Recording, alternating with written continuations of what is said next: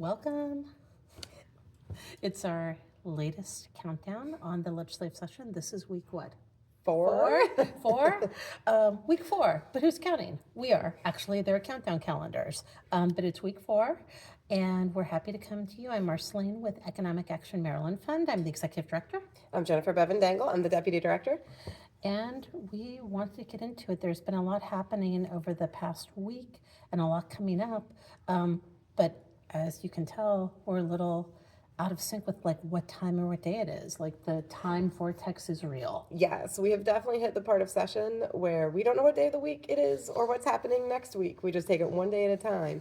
And I will say that's pretty early for us to be at that point so soon. And that's a sign of the pace of session has been very, very quick. Yep. The number of bills coming in has been very quick. The hearings have gotten off to a quick start. So everything's really been moving along.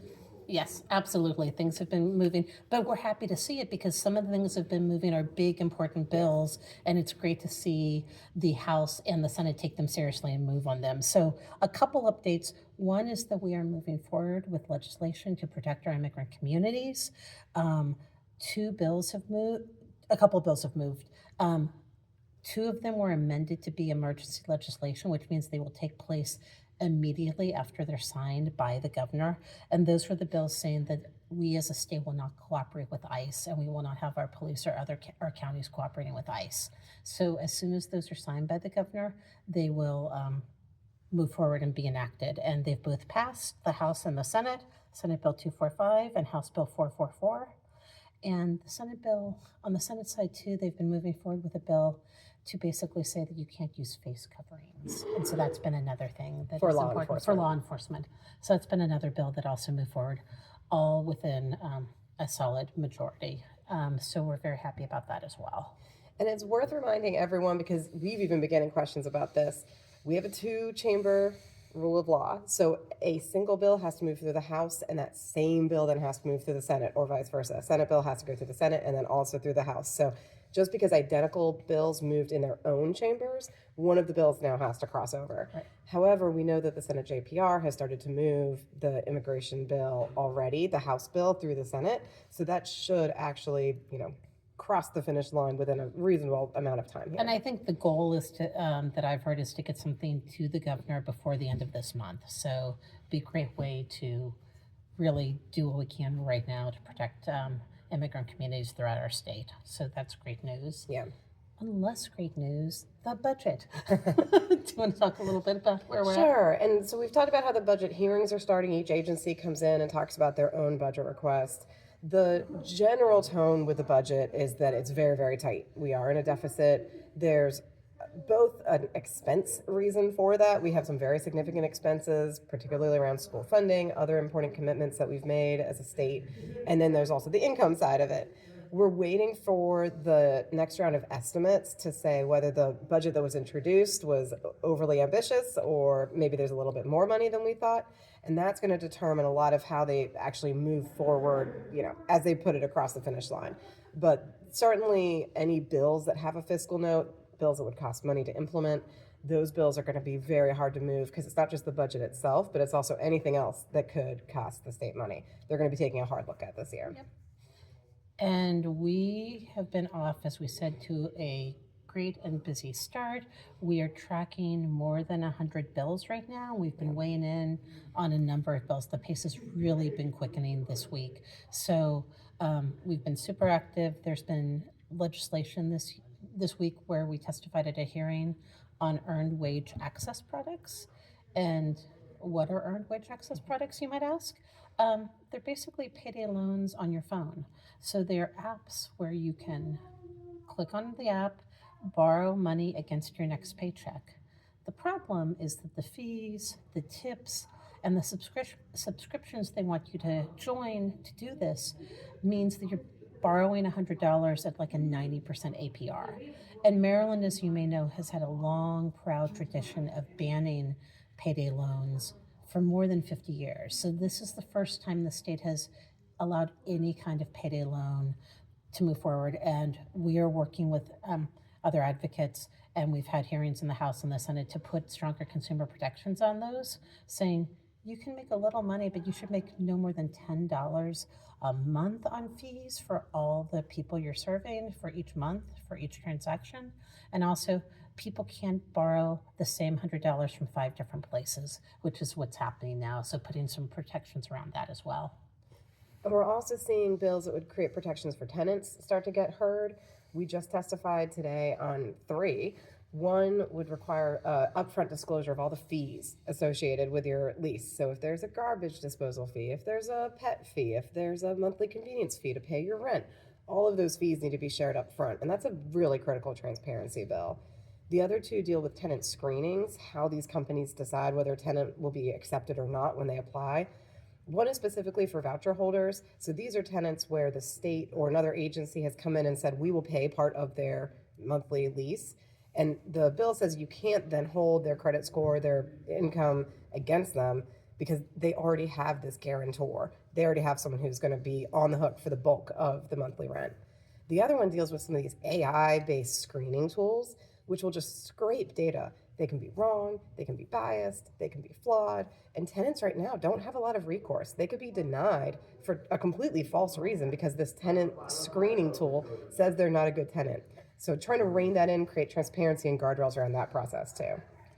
Another bill for housing for homeowners is a bill around statute of limitations. So Maryland, along with Alabama, are the only two states in the country that don't have a statute of limitations for foreclosures.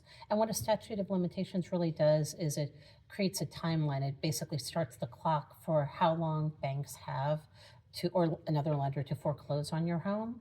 And in the bill, we're saying 10 years, which seems like plenty of time for a bank to foreclose on you if they really want to. But if they don't, after that, they can't. And that is an important protection, both to hold banks accountable and give them incentives to move forward if they're going to, but to give clarity to the homeowner and transparency around that really confusing process. The other thing the bill does is it helps protect people from zombie debts because we have debt buyers who are purchasing up second lien mortgages on homes and pursuing those for foreclosure.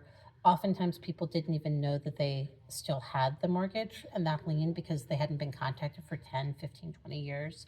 So for those mortgages, it simply says, if you're going to foreclose on someone, you need to show that you own the loan and that you have proof that you have the all the documentation to foreclose and pursue a foreclosure, just like we require already in Maryland for other kinds of debt buyers. So really important bill. Getting a lot of pushback, but really important protections. And I feel like if 48 other states can do it, we can too. Like, come on, Maryland, we can do it. And then another bill that we testified on, actually, you got to testify I on it testified on today, is a very exciting bill because it's already passed out of the House of Delegates. And this is HB1, SB2. It deals with what is fair for utilities to charge to ratepayers. So this specific bill says that you cannot charge excessive executive pay, sort of unrelated corporate events, corporate activities that don't benefit the ratepayers, that those fees cannot be charged over to you and me.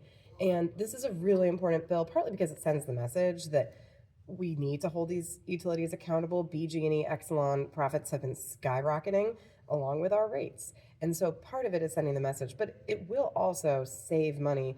BG&E's own very lowballed estimates said it would save $2 a month. When we looked at how they did their math, we realized that it's going to save more than that, $4 to $10 a month based on how much energy you use. So really important step towards curtailing these skyrocketing energy prices. Not the only bill that needs to pass, but certainly an important one to start with. Absolutely. And there's a lot more consumer protection bills coming up. Tuesday is basically Consumer Protection Day in the House of Economic Matters. So we are testifying and supporting a number of bills. One of those is protections for our older adult community around elder adult fraud. So we know in Maryland that our older adults have lost millions of dollars to fraud, scams, all kinds of different scams. And we know that in some cases they can get their money back, but if it's done through a wire transfer, they can't. And so this legislation would basically address elder adult fraud that's done through wire transferring, making them have the same protections if that's how you sent the money as other kinds of scams. So that's a really important bill. We're also working on legislation around consumer contracts, which again, a lot of firms, you just sign the contract without seeing it. It's green signing, or they have a lot of tricks and traps in the mouse print that you sign. So this simply says that if state law um, has certain rights in terms of a statute of limitations or other things, that they can't have a lesser time required to move actions forward at the court level. Basically, you have to abide by state law. In essence, is what the bill says, and we support that. And it's important to know that next week is actually the last week that bills can be introduced. So we're going to see a flurry of bills come in, but then at least we'll know what our universe of potential legislation is for the year. Monday the 9th is the deadline in the Senate for bill introduction, and they say it's Friday the 13th for the House, but it's really Thursday night at 5 p.m. is the deadline for the House bill introduction. So we have some bills we're anxiously waiting for. Some of our own priority bills have not been introduced yet, so we're hoping to get those back in time. Yep. But then by next week, we'll have the full universe of bills known, and we should get all of our hearings scheduled. February is going to be hearing central. We're already testifying on, or at least putting written testimony in on a half dozen bills. Yep. A day, and so that's only going to increase. And unfortunately for us, but good for the for good work Maryland. that we're doing. Yeah. And if you want to help with some of this good work, lots of high paid lobbyists all around her all the time. What makes the difference is your voices and your emails. So if you want to get our action alerts, make sure you sign up for the action alerts. As you know, we also have a slightly deeper dive that we're doing on the legislation, which you can also sign up for. One thing to note, you check your spam filter, and if we were there, just make sure that you identify us as a trusted source so you'll get these regularly and it won't get lost, because we really need people to take action right after the bill hearings and stuff so they really hear from folks. And we've revamped our website, so it's all very easy to find now, www.econaction.org, and you can get our alerts, you can sign up for everything, you can see the existing alerts right there from the homepage. Yep. And we should have fact sheets and stuff going up too, so you can read a little bit more about it and look at our scary zombies. Check out socials, share these if you want. We just want to get the word out to people about what they can do to address affordability and cost of living and hold corporate power accountable. And that is really what we're here to do, but really what we need everyone to do with us. So we appreciate your time and attention. So check the socials, share the socials, and more soon. More soon, more to come. Thanks.